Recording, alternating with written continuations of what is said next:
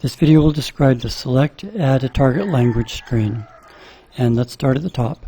Add a new target language. We'll call it XYZ. So TBTA builds all of the theta grid adjustment rules. It copies all of the complex concept insertion rules.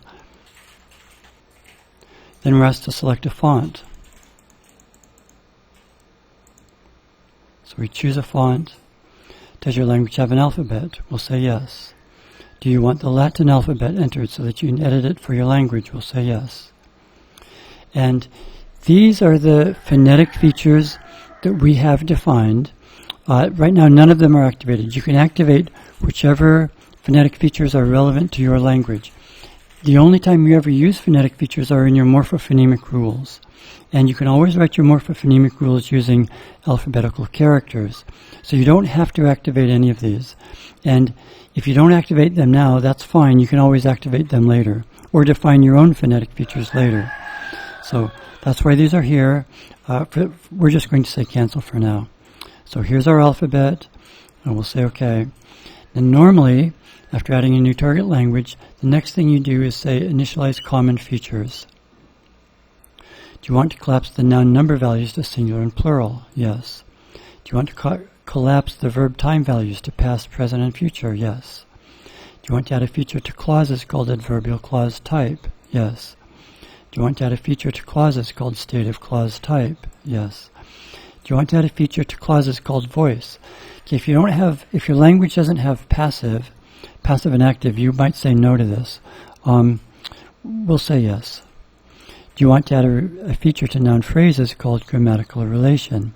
Subject, object, indirect object, etc. We'll say yes. Do you want to add a rule that marks the relativized noun phrase in relative clauses? Yes. Do you want to add a rule that marks first-person nouns and second-person nouns as personal pronoun? Yes. Now we have more options. Coordinate noun phrases are separated by commas. We'll say yes. Questions are marked with a question mark. Yes. Subjects of imperatives are marked with big pro. Yes. Descriptive relative clauses begin and end with a comma. Yes.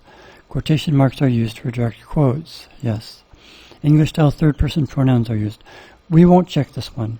If your language does use third-person pronouns in a way similar to English, and you have various gender values or noun class values or something, then go ahead and check that box.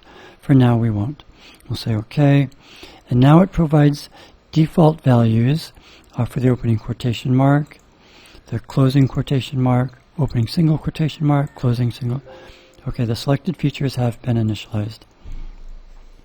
So now we have a new language project, and we can begin building our lexicon and grammar. Now usually, you start by importing lexical and grammatical data from Word documents. A subsequent series will describe this part in detail. So I won't do much of this now, but I will show you a document. We, at All the Word, we prepare these documents. We have these sentences, and your mother tongue translator should translate these sentences into the target language. Everything in yellow represents what the mother tongue translators would translate into the target language. And then a linguist lightly annotates this. He or she will put square brackets around the verb phrase and parentheses around the verb.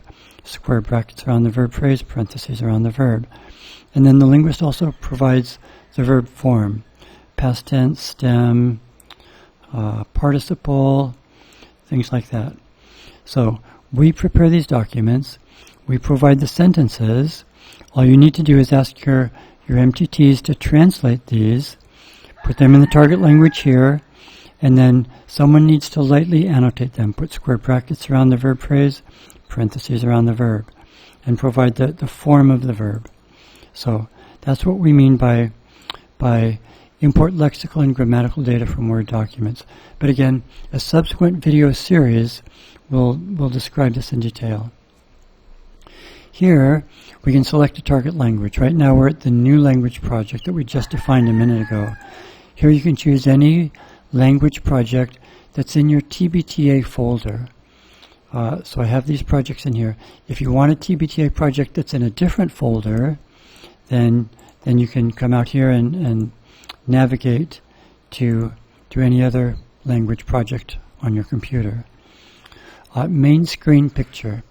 Okay, we provide one picture. I'm talking about this here. This is the picture in the main screen.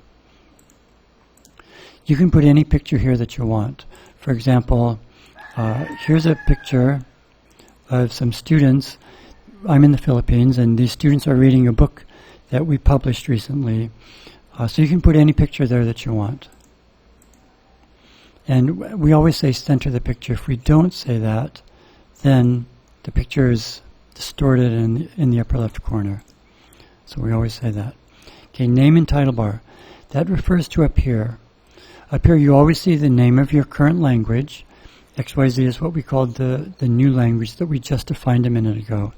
So the name of your language, and then here's the name of the software, the Bible Translator's Assistant. But you can change this to anything you want. If you're working in a sensitive area and you don't want people seeing the Bible or anything like that, you can call it the Linguist Assistant or anything you want. And then as soon as you leave that screen, now you'll see that up there, the Linguist Assistant. Let's go back here. Okay. Import a lexicon from an SM file, SFM. If you have a database from Flex or going way back to Shoebox, if you have a file with SFM in an SFM format, then you can import that data into TBTA. We won't do that now. Import language components from another TBTA project. Sometimes when you're working on a project, you want to start over, but not completely over. You want to start partially over. So here, you can come and choose a language project.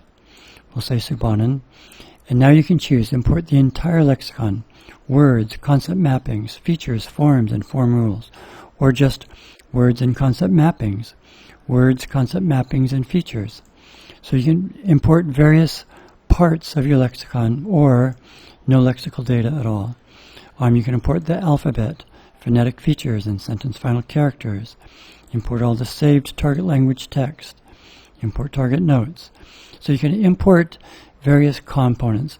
And again, this is when you want to start over on a language project, but not completely over. Parts of your old project are still valid, so you want to use them.